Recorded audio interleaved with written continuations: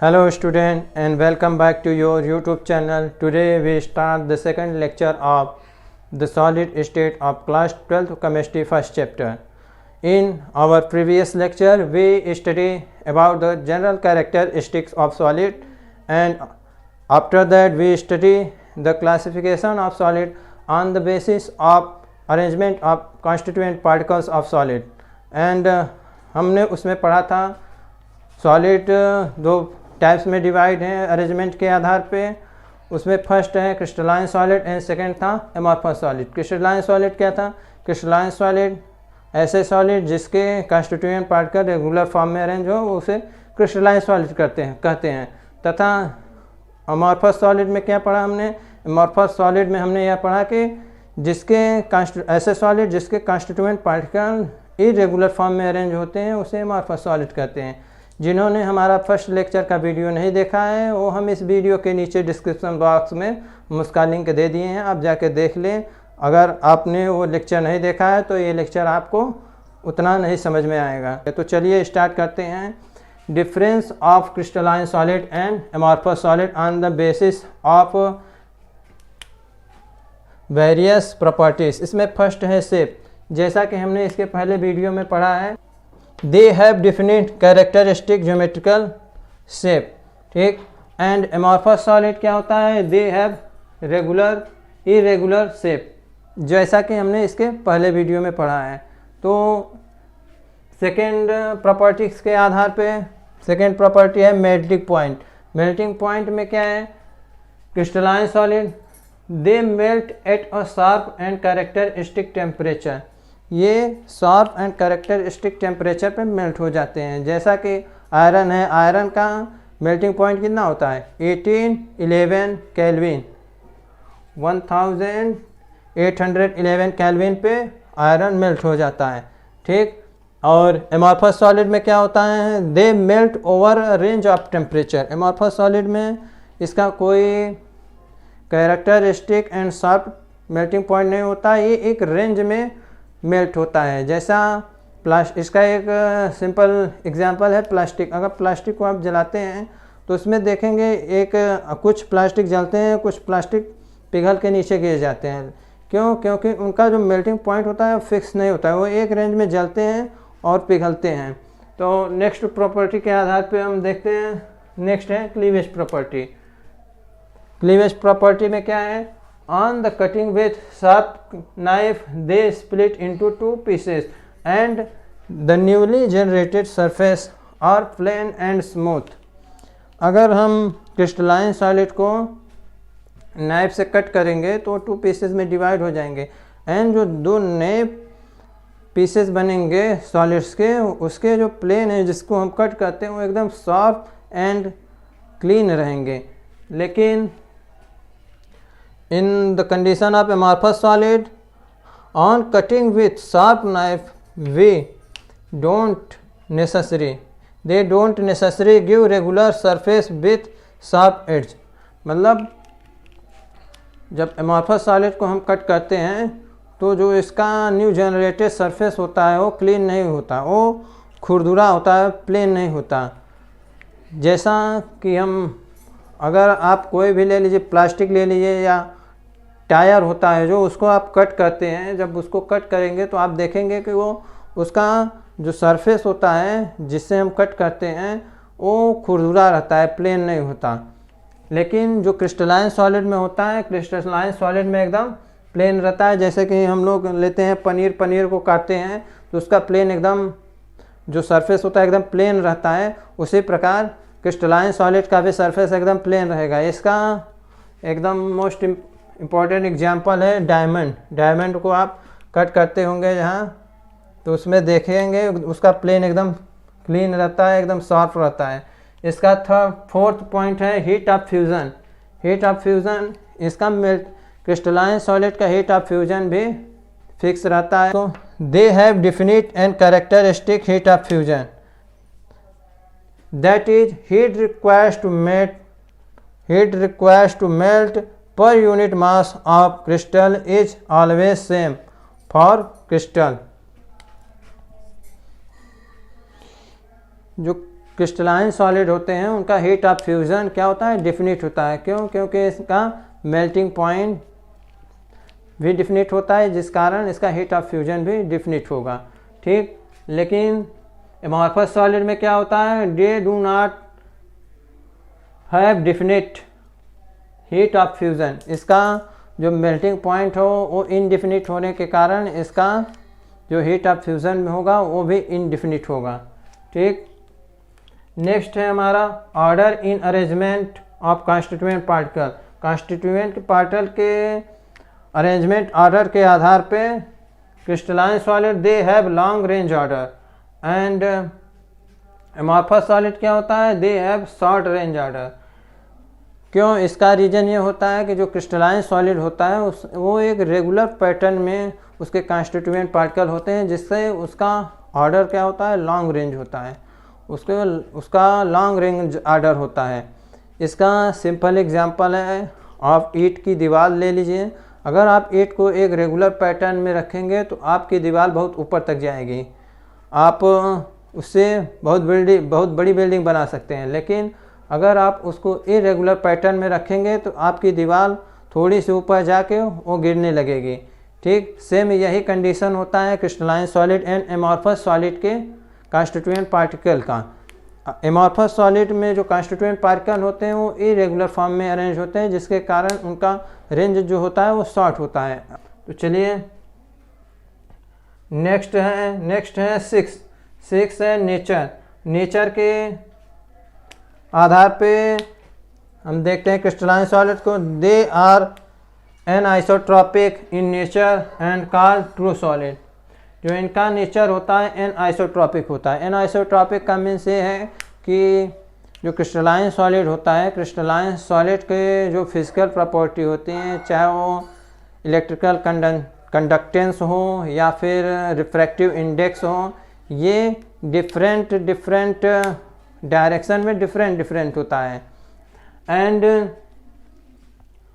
Amorphous solid में क्या होता है, the isotropic in nature and called pseudo solids और सुपरकूल्ड लिक्विड। जो एमॉर्फस सॉलिड होता है, एमॉर्फस सॉलिड क्या होता है, आइसोट्रोपिक इन नेचर होता है। आइसोट्रोपिक इन नेचर आप किसी भी डायरेक्शन में इसको देखेंगे तो इसकी फिजिकल प्रॉपर्टी सेम होगी, चाहे वो इलेक्ट्रिकल कंडक्टेंस हो, रिफ्रैक्टिव इंडेक्स हो। ठीक, और ये क्या होता है, ये सूडो सॉलिड्स होता है और इसे हम सुपर कूल्ड लिक्विड भी बोलते हैं। सुपर कूल्ड लिक्विड मीन्स जब इसके जो कॉन्स्टिट्यूएंट पार्टिकल होते हैं वो लॉन्ग टर्म उसको या हीट करेंगे या फिर हम उसको कूल करेंगे तो वो क्या होगा, धीरे धीरे उसमें बहुत स्लोली फ्लूट करने का टेंडेंसी होता है, कैरेक्टर होता है। इसका मेन एग्जांपल है, आप जो बहुत पुराने घर होते हैं उसमें आप देखेंगे जो ग्लास होते हैं विंडोज़ के, उसमें आप बहुत पुराने जो विंडो में ग्लास लगे होते हैं उसको देखेंगे आप, तो उसके ऊपर की तरफ का जो ग्लास होता है वो पतला होता है और नीचे की तरफ का ग्लास जो होता है वो मोटा दिखता है। क्यों? क्योंकि जो ऊपर के पार्टिकल होते हैं ग्लास के वो बहुत स्लो फ्लो करते करते नीचे चले आते हैं, जिससे उसका नीचे की तरफ थोड़ा मोटा दिखने लगता है काफ़ी समय के बाद। और इसका थोड़ा देख लेते हैं, इसका एग्जांपल इसको रब कर देते हैं, आप इसका स्क्रीनशॉट ले सकते हैं।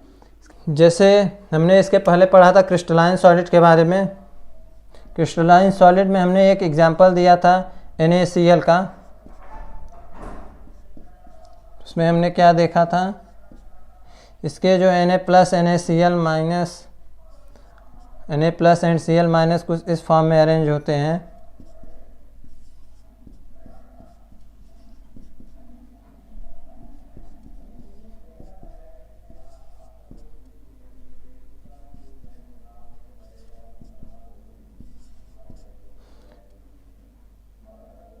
ये और आगे तक नए पार्टिकल्स, मतलब इसी के Na प्लस Cl माइनस ये आगे तक रहेंगे। हमने थोड़े से पार्टिकल्स को, कॉन्स्टिट्यूएंट पार्टिकल्स को इसमें शो किया हुआ है। ठीक, तो इसमें क्या था, इस पैटर्न में कुछ अरेंज होते, एक एन के बाद एक Cl अल्टरनेटिव फॉर्म में ऐसे अरेंज होते हैं।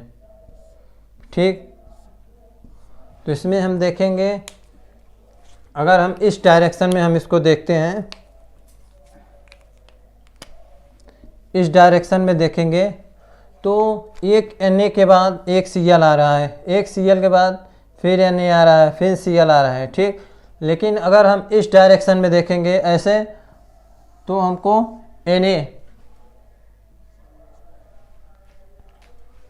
Na plus Na plus Na plus मिलेगा। That is it is an isotropic in nature. That, इसको हिंदी में बोलते हैं विषम दैशिक। इसको डिफरेंट डायरेक्शन में देखेंगे तो इसको डिफरेंट इसके फिजिकल प्रॉपर्टीज मिलेंगे। इसका एकदम बेस्ट एग्जांपल है डायमंड। डायमंड को आप डिफरेंट डायरेक्शन में देखेंगे तो उसका रिफ्रैक्टिव इंडेक्स आपको डिफरेंट दिखेगा। ठीक, लेकिन आप यही एमॉर्फस सॉलिड में जाएंगे। एमॉर्फस सॉलिड के कॉन्स्टिट्यूएंट पार्टिकल इरेगुलर पैटर्न में अरेंज होते हैं। मान लीजिए कुछ इस टाइप से अरेंज है। ठीक,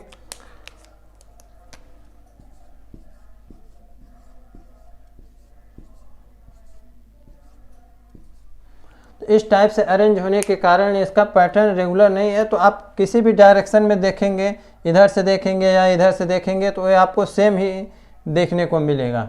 ठीक, इसलिए ये आइसोट्रोपिक समदैशिक होता है। हिंदी में इसको बोलते हैं समदैशिक। समदैशिक मतलब आप किसी भी डायरेक्शन से देखेंगे तो आप एक समान ही दिखेगा। इसका एक सिंपल सा एग्जांपल है, आप जब प्रेयर करने जाते हैं तो आप उसमें देखेंगे क्लास 8 के लाइन में क्लास 8 के बाद होते हैं बॉयज़ होते हैं, क्लास 10th के लाइन में 10th के बॉयज़ स्टैंड रहते हैं। लेकिन आप अपोजिट डायरेक्शन में देखेंगे तो एक बार एक 10th का लड़का, एक 8th का लड़का, एक 6th का लड़का ऐसे दिखेगा। लेकिन जब आपका इंटरवल हो जाता है तो जब सब लोग आपस में मिलकर खेलने लगते हैं वहाँ पे देखेंगे तो सभी क्लास के लड़के इकट्ठे रहते हैं। आप किसी भी डायरेक्शन में देखेंगे आपको सेम दिखेगा। That is it is a difference in the basis of nature of crystalline solid and amorphous solid. इसके बाद है नेक्स्ट प्रॉपर्टी के आधार पे, नेक्स्ट प्रॉपर्टी है हमारी कूलिंग कर्व। कूलिंग कर्व के बेस पे हम देखेंगे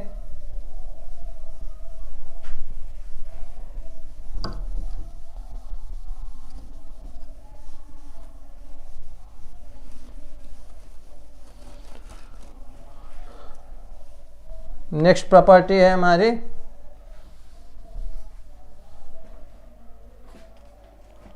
कूलिंग कर्व।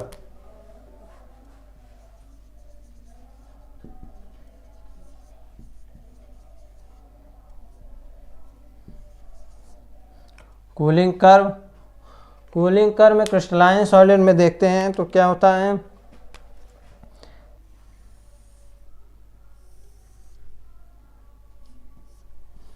टी है टाइम,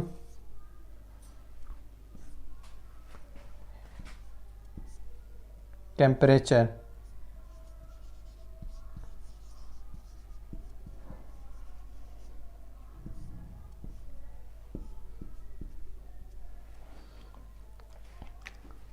हम इसका एकदम जनरल एग्जांपल ले रहे हैं स्टीम को। स्टीम जनरली 100 डिग्री सेंटीग्रेड के ऊपर ही मिलेगा।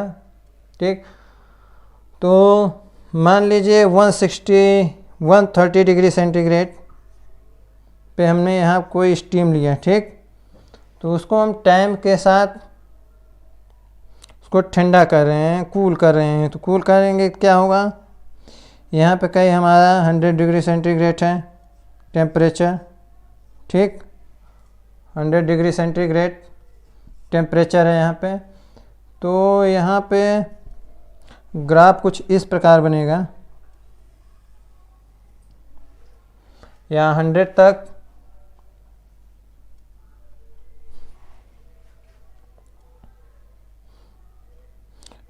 तक क्या होगा, ये जितने स्टीम हैं वाके लिक्विड यानी वाटर में कन्वर्ट होंगे।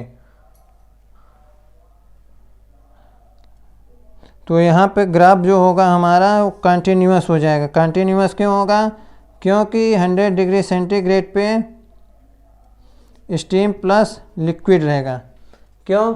क्योंकि 100 डिग्री सेंटीग्रेड पे जो स्टीम है, स्टीम लिक्विड में कन्वर्ट होना शुरू होगा तो जब तक सभी स्टीम जितने स्टीम हैं वो लिक्विड में कन्वर्ट ना हो जाए तब तक उसका जो ग्राफ होगा वो कांस्टेंट होगा। लेकिन जब सभी स्टीम लिक्विड में कन्वर्ट हो जाएंगे तो फिर से ग्राफ इस प्रकार बनेगा 0 डिग्री सेंटीग्रेड तक। 0 डिग्री सेंटीग्रेड तक फिर से ग्राफ नीचे आना स्टार्ट करेगा। टेम्परेचर यहाँ पे 0 degree centigrade and same continuously यहाँ पे भी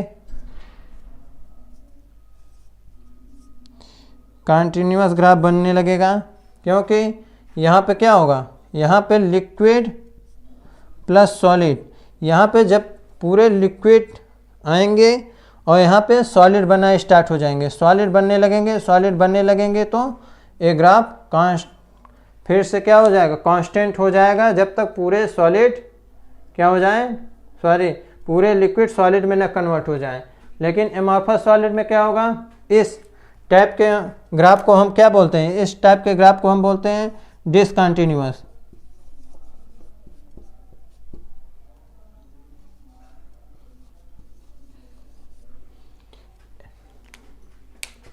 डिसकंटिन्यूअस ग्राफ बनेगा। एंड एमॉर्फस सॉलिड में क्या होता है, एमॉर्फस सॉलिड में जो होता है कि इनका जो मेल्टिंग पॉइंट होता है वो एक रेंज में होता है, एक रेंज में पिघलते हैं, एक रेंज में ठंडे होते हैं। ठीक, तो इसका ग्राफ क्या होता है कि इसका ग्राफ एक टेम्परेचर है, इधर टेम्परेचर एंड टाइम के बिटवीन जो ग्राफ बनाएंगे हम, इनका क्या आता है, इनका कंटिन्यूअस आता है। क्यों? क्योंकि इस टेम्परेचर से इस टेम्परेचर के बीच जो इनका रेंज होगा वो कंटिन्यूअस रहेगा। इस रेंज से इस रेंज तक या ये पिघलेंगे, ठीक, पिघलेंगे या फिर इसको कूल करने पे क्या होंगे, इस रेंज से इस रेंज तक ये सॉलिड में कन्वर्ट होंगे। ठीक, ये था difference between crystalline solid and amorphous solid. अब हम इसके बाद पढ़ेंगे crystalline solid, types of crystalline solids के बारे में। क्यों? क्योंकि हमको एमॉर्फस सॉलिड हमारे सिलेबस में नहीं है, हमको एमॉर्फस सॉलिड के बारे में नहीं पढ़ना है, हम सिर्फ पढ़ेंगे क्रिस्टलाइन सॉलिड के बारे में। अब हम इसके बाद पढ़ते हैं classification of crystalline solid on the basis of intermolecular force between constituent particle. तो आइए देखते हैं classification of crystalline solid on the basis of intermolecular force between constituent particles. इसमें हम फर्स्ट पढ़ेंगे आयनिक सॉलिड। आयनिक सॉलिड्स क्या होते हैं, that types of solid which is made up by cations and anions are called ionic solid। तो आइए देख लेते हैं इसका। आयनिक फर्स्ट है ionic solid. In this solids constituent particles are positive और cations एंड निगेटिव चार्ज क्या बोलते हैं, anions. Ions arranged in the 3 dimensional space. This ions are held together by strong coulombic electrostatic force. जैसा आप जानते हैं अगर कोई दो चार्ज हैं तो उनके बीच क्या लगता है, इलेक्ट्रोस्टैटिक फोर्स लगता है। ठीक, तो जो कैटायंस एंड एनायंस हैं इनके बीच इलेक्ट्रोस्टैटिक फोर्स द्वारा जो सॉलिड बनते हैं उन्हें बोलते हैं आयनिक सॉलिड। आयनिक सॉलिड्स के कुछ प्रॉपर्टीज होते हैं। फर्स्ट है इसमें this solids are hard and brighter. ऐसे सॉलिड आयनिक सॉलिड्स क्या होते हैं, हार्ड होते हैं और ब्राइटल होते हैं। इसका सिंपल एग्जांपल है आपका कॉमन सॉल्ट। ठीक, सेकेंड है they have high melting and boiling point. इसका जो मेल्टिंग पॉइंट होगा एंड बॉइलिंग पॉइंट होगा वो हाई होता है। जैसा कि आप सॉल्ट लेते हैं, सॉल्ट को हाथ पे रखेंगे तो क्या होता है, वो आपके सामने तुरंत तो क्या होता है, मेल्ट नहीं हो जाता। उसको मेल्ट होने के लिए उसको कुछ टेम्परेचर देना पड़ता है, ठीक। एंड थर्ड है, in solid state ionic solid are electrical insulator. क्यों? क्योंकि आयनिक सॉलिड सॉलिड स्टेट में इंसुलेटर होते हैं। क्यों? क्योंकि उनके बीच कोई भी फ्री आयंस नहीं होता। इलेक्ट्रिसिटी कंडक्ट करने के लिए किसी भी वस्तु में, तो उसमें फ्री इलेक्ट्रॉन या फ्री आयन होना मोस्ट इम्पॉर्टेंट है। अगर फ्री इलेक्ट्रॉन या फ्री आयन नहीं होगा तो कोई भी वस्तु इलेक्ट्रिकल कंडक्टिविटी नहीं होगी, किसी भी वस्तु में इलेक्ट्रिकल कंडक्टिविटी नहीं होगी। बट इन मॉल्टेन स्टेट और in aqueous solution, molten state और एक्वस सोल्यूशन में दे कंडक्ट इलेक्ट्रिसिटी। बट जो आयनिक सॉलिड होते हैं वो मॉल्टन स्टेट या फिर एक्वस सोल्यूशन में क्या होते हैं, इलेक्ट्रिसिटी कंडक्ट करते हैं। क्यों? क्योंकि मॉल्टन स्टेट और एक्वस सोल्यूशन दोनों में आपको जो आयनिक सॉलिड होते हैं वो अपने आयनों में क्या होते हैं, टूट जाते हैं, जिससे उसमें फ्री आयंस जनरेट हो जाते हैं, जिससे कोई भी जो आयनिक सॉलिड होता है वो इलेक्ट्रिसिटी कंडक्ट कर लेता है, ठीक। ये था आज का वीडियो। आज के वीडियो में हमने पढ़ा difference between amorphous solid and crystalline solid, and बाद में हमने क्या पढ़ा, क्रिस्टलाइन सॉलिड का क्लासिफिकेशन, जिसमें फर्स्ट है आयनिक सॉलिड। इसके बाद हम पढ़ेंगे और भी सॉलिड्स के बारे में, और भी क्रिस्टलाइन सॉलिड्स के बारे में, जैसे कोवैलेंट सॉलिड, मॉलिक्यूलर सॉलिड्स। इसको हम नेक्स्ट वीडियो में पढ़ेंगे। धन्यवाद।